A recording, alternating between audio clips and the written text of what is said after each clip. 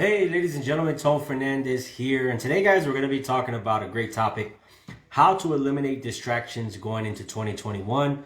But before we get started, guys, my name is Tone Fernandez, here with Social Lead Hub, helping network marketers get ahead on social media by teaching you how to get recruits, how to get signups, and how to get clients, all using social media so that you can finally cash flow in business.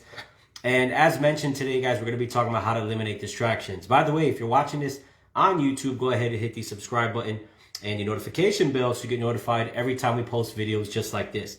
I'll tell you guys, my personally in business, I noticed, over the last 4 to 5 years is, the difference when I was productive in business versus the difference when I wasn't productive in business was eliminating distractions. We tend to blame everything else. Man, it's the industry that I'm in.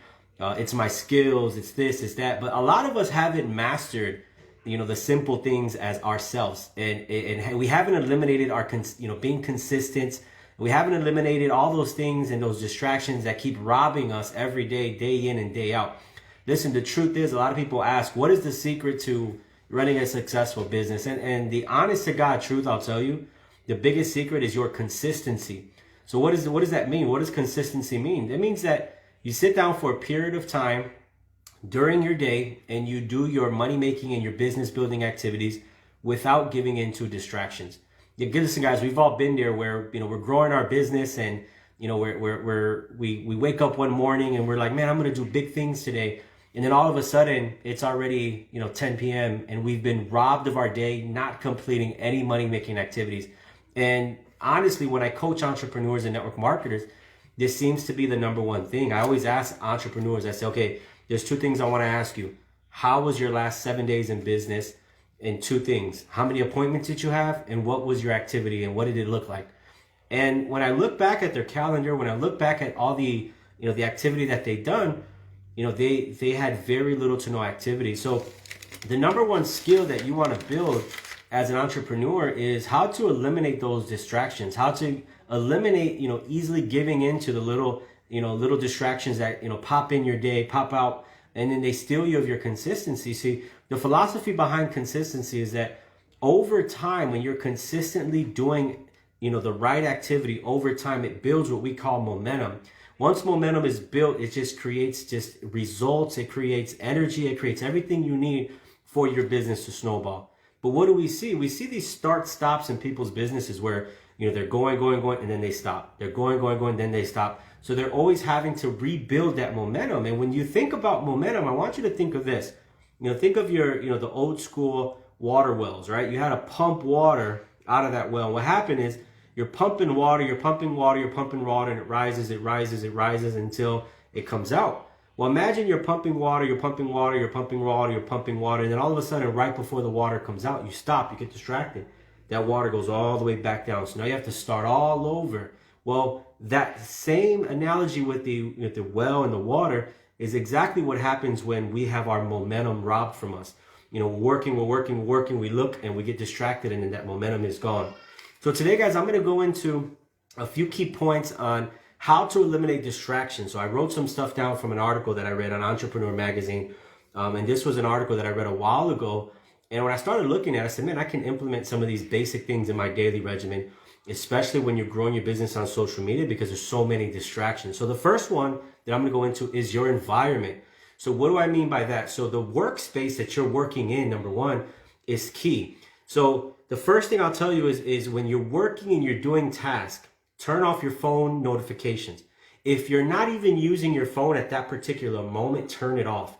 Because what we see all the time is, you get that text message, you get that notification, you get that phone call, and a lot of times it takes you away from what you're currently doing. It takes you out of your ability to continuously doing that activity. All the time, I'm not gonna lie, before I started getting results in my business, my phone was there, and I'll start doing activity, and all of a sudden I look at my phone and an hour passes by and I'm still on my phone. So the first thing you want to do, isolate your phone if you're not using it and focus on the task at hand. The other thing is, if you're working on a computer, turn off your email notifications, because a lot of times we get stuck in that rabbit hole of emails where we open up one email and then that email brings up another email and then that email brings up another, and that email brings up a topic, and then all of a sudden we're robbed of our time of focusing on our task at hand. And also, there's two things here. If you work in an office, so if you work alongside other people, one of the big distractions in an office environment is that people come knocking at your door, or people come walking into your office. And what happens is they ask you a question, or they want to chat with you about their weekend or something. And a lot of times you don't want to be rude. So then, you start chatting with them. All of a sudden, an hour passes by and you miss the opportunity to do work. So if you're working in an office environment, one of the best tips I'll give you is make a block time, close your door, put a sign on your door that says, hey, working, making phone calls, doing in an important meeting, and just focus on what you need to focus on. Because if not, other people will rob your time. Now, if you're like me and you're in a home environment and you're working from home, find a designated area in your home where you can be secluded from everybody so that you can focus away from the TV, away from all that. Number two is have a conversation with those you live with. If you live with significant other, you have children, let them know, let your spouse know, hey, from this time to this time, can I have that time? And if you guys are both working, start planning ahead and say, okay, who can watch the kids while I get this work done? Who can take, an hour or two of watching or taking the kids out while I get this money making activity done. So the first one is your environment. The second one is shorter time frames. This is something I implemented a few months ago. And what I did was I realized I would create my schedule. I would take a notebook just like this, and I would write down my task, and I would say an hour and a half for this, an hour and a half for that, an hour and a half for this. And then I realized this is kind of too long. Like I would get distracted in the middle of that half an hour. So there's a law called Parkinson's law. And what happened is that work tends to expand to fill the time of what we need for completion. But if it's too long, what ends up happening is we get distracted. So I started setting shorter time frames for a certain activity. So instead of going an hour and a half or an hour, I may shorten that to 45 minutes or half hour. I'm going to do half hour of this task, half hour of this task, half hour of this task. It kept things fresh and allowed me to actually complete the task. When I did set it for an hour, what I realized what I was doing is I was doing 20 minutes of the work, and then the rest of the 40 to 45 minutes I was being distracted because my mind kept wandering. And that brings me to my third point. Monitor your mind from wandering. And here's what I mean by that. We constantly think about things. I think there was a statistic out there that our brain thinks millions of thoughts per second or something like that.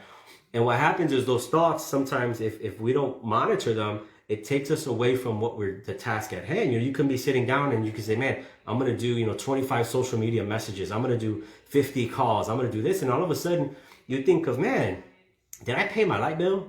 Or you think, man, did I send my sister that blah, blah, blah? And all of a sudden your mind starts to wander, and next thing you know, you get distracted and then you start texting people. And all of a sudden you get away. So, and I've seen it used to happen to me a lot. I used to think of certain things while I'm working.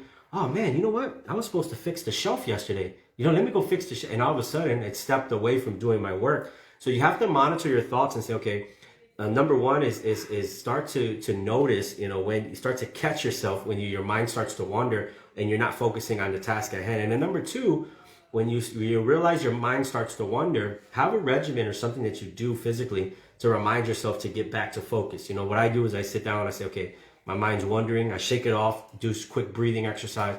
Okay, cool. Back to the task at hand. And then I set it. The other thing that I do, and this actually goes with the previous point, is on your phones, on your actual smartphones, you have a countdown clock. What I would do is set times for your countdown clock for each activity. So I would set, 30 minutes per task in my business over, let's say a 5-hour time. And then once each task started, I would hit the countdown clock for half hour. And then once it was done, my phone would alarm and sound off. And all of a sudden I know that I was done. So that's number 3, was monitor your mind from wandering. Number 4, set daily objectives. When I used to work at State Farm, I remember the owner, which is a good friend of mine. He would coach me on sales, coach me on different things, and he said, I'm going to give you an advice that helped me in business and help him get to the point where he owned an insurance agency.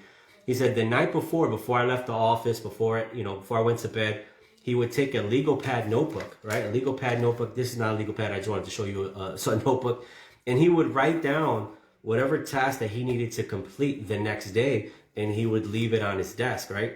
And what happens is when he came to the office that morning, or when he went to his, home office, that legal pad would be there with all the tasks that, for the day, all the objectives that he needed to complete for the day. And what happened is he made those objectives on that list the most important thing that he needed to get done. And then he set a rule. He said, if nothing gets done, I mean, not if nothing, but if everything doesn't get done on this, this task list, then what I'm going to do is I'm going to push it to the next day because it still would get done.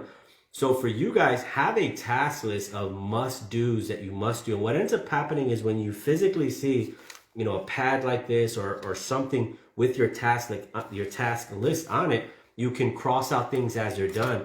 What that does for your brain is it tends to give you a little bit of like kick and push, like, man, that felt good. Knocked out 1, knocked out 2, knocked out 3. All of a sudden you start to see, okay, I'm 2 tasks away from completing. It allows you to use your time wisely. You start monitoring your time because you know what needs to get done. It's like the best analogy I give you, if you had somebody gave you $100 that you needed to spend for a whole day, you would monitor how that that money was spent. You know what? Maybe I don't need to spend money on this, but I'm gonna make sure I get what I need done with this money. I'm gonna get my food. I'm gonna get this. You're very observant of how you're spending that $100 for that day because it's your budget. Well, your task list is like that. Your task list is like that budget. You look at it, you're like, I need to get this done. So I'm going to monitor my time. I'm going to monitor my energy throughout the day so that each of these get done.